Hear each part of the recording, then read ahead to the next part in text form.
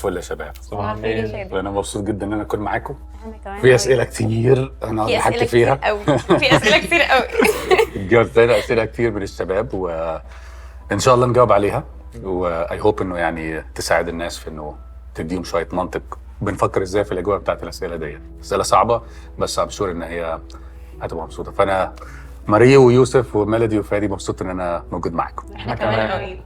يلا بينا. اوكي، ازيك يا شادي في الاول؟ تمام زي الفل. دلوقتي العالم اللي احنا فيه مئات ويمكن الاف الديانات. ايه اللي بيميز المسيحيه عن كل الديانات الباقيه؟ انا برضه هزود سؤال تاني معلش. احنا كلنا في مدرستنا وجامعتنا وفي شغلنا كمان يعني بنقابل ناس مش دايما مسيحيين، يعني في ديانات تانية. ازاي انا اقدر اشارك ايماني مع الناس دي؟ انا بشوف انه نركز على المسيح. يعني لو بصينا على يسوع المسيح وده يبقى الفوكس بتاعنا في الاجابه وفي المشاركه مع اي حد ايا كان ديانته، ملحد ملوش ديانه، المسيح هو يعني مثلا المسلمين مثلا عندهم انه ما بنحبش الله ما بيحبش الخطاة، بيحب اللي بيخافوا منه، ودي حاجه كويسه قوي. في المسيحيه لا، بنقول انه الله بيحب حتى الخطاة. وكان بنشوف المسيح مثلا في العهد الجديد كان لما جاء وتجسد كان في وسط خطاة معظم الوقت.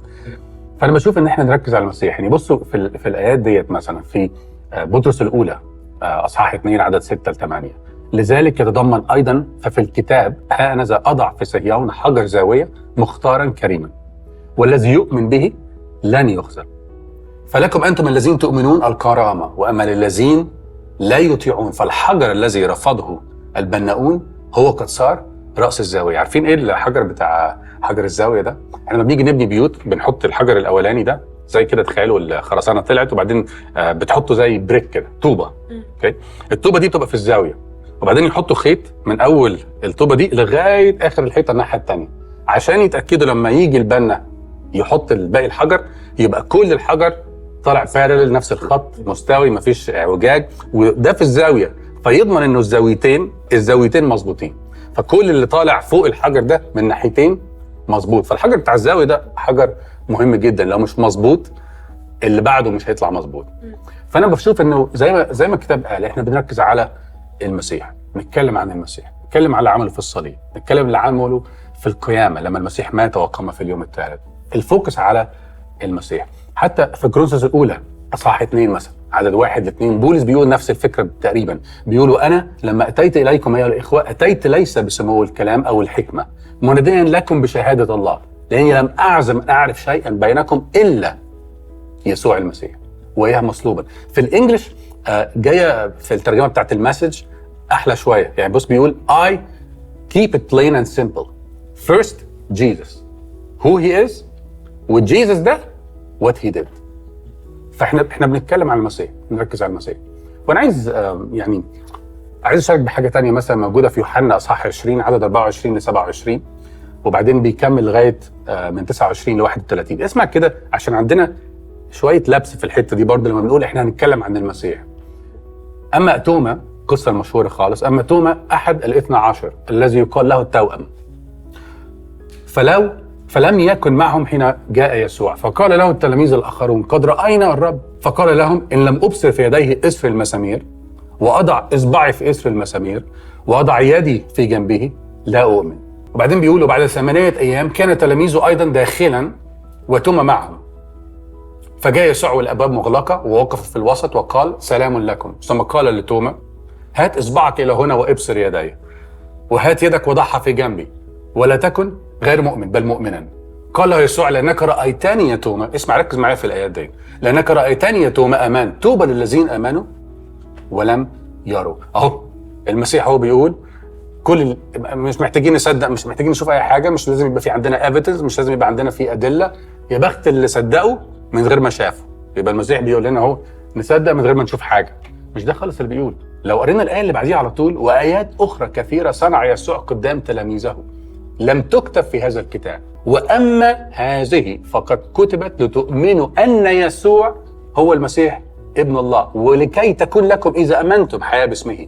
فالايه اللي بعديها دي ايه مهمه جدا. هو بيقول يا بخت اللي شاف، يا توما انت شفت، يا بختك عشان انت شفت، بس يا بخت ناس تانية امنت وما شافتش. فالمش ان المسيح مش عايزنا نؤمن غير اهو ما نشغلش دماغاتنا ونقفل عيوننا وقال اهو يبخت اللي يصدق من غير ما شاف. هو بيقول انه الشوفان جزء من الادله بس مش كل الادله. الايمان ينفع يكون انه المس واشوف بعيني، بس ده جزء من الادله، ده واحد من ضمن الادله، انه المسيح كان موجود ومات وقام في اليوم الثالث وينفع اشوفه وينفع اصدق فيه. ان اشوفه بالعين المجرده ده واحد من الحاجات، بس يا بخت كل الناس اللي ما شافتش، بدليل انه بيقول انه في الكتاب ده في حاجات تانية كتير اتعملت المسيح عملها، الكتب ما تسعش انه حتى تكتفي في كتاب واحد انها تتكتب. فانا بشوف انه دايما نركز على المسيح، نتكلم عن المسيح. المسيح عايزنا نشوفه حتى لو مش بالعين المجرده، لكن ينفع عندنا ادله كافيه تقول مين هو وينفع نصدق فيه. حاسه انه سهل انا اركز على المسيح لوحدي، بس مش سهل اشارك بحد مش عارفه كويس عنه. يعني انا بعرف اركز، بحاول او مش بعرف، بحاول يعني وبسعى ان انا اعمل كده، بس صعب قوي ان انا اشارك حد ما اعرفش ميلودي احكي له عنها مثلا. وده نقطه مهمه جدا، يعني اللي انت بتقوليه ماري، انه ده اللي بيقول انه لازم يبقى لينا علاقه بيه. انا مش هينفع ادي حد حاجه والحاجه دي مش عندي، لازم ابقى اكون بعرفها. اعرف مؤمنين كتير ما قريتش حتى معظم الاسفار اللي موجوده في الكتاب المقدس، انا ما اعرفش هو بيتكلم عن ايه، واحنا بنقول احنا عايزين ربنا يتكلم، عايز اعرفه اكتر. ما هو قالوا في الكتاب المقدس قد ايه انت بتقضي وقت تقرا اللي موجود، هو ده اللي قاله سواء في العهد القديم او في العهد الجديد. على قدر الوقت اللي انا بديهوله في علاقتي بيه، على قدر الوقت اللي بقرا الكتاب، بقضي وقت في الصلاه، بعرفه اكتر، بتعلم منه اكتر، بيبقى سهل عليا ان اقول للناس عنه لان انا عارفه. مش هعرف اشارك قوي عنه وانا مش عارفه كويس. والله متاح، الله اعلن نفسه في العهد الجديد، اعلن نفسه في الصليب، اعلن نفسه بالروح القدس. يقول كده ياخذ مما لله ويخبرنا به. لما مشي وراح السماء قال يا جماعه انا رايح بس انا ارسل ليكم الروح القدس، ده هيقول لكم اكتر. تخيل انت انسان وجواك الله الاقنوم الثالث ساكن. يعني زمان كنا نقول يا ريت العهد القديم ما كان ربنا بيتكلم، كان اسهل، كان بيتكلم بصوت عالي والناس تشوفه. بالعكس، العهد الجديد الروح القدس من جوه.